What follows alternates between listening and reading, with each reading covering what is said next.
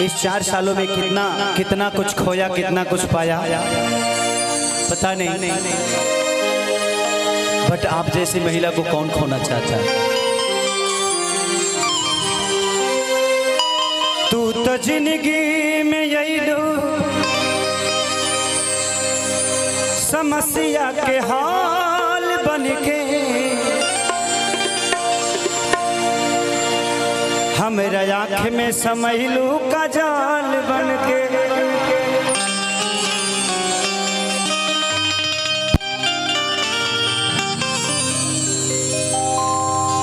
किए काजल तोहर तो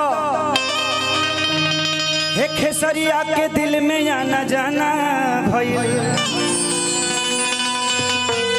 तोहके पता नहीं खे पूरा बलिया दीवाना भइल।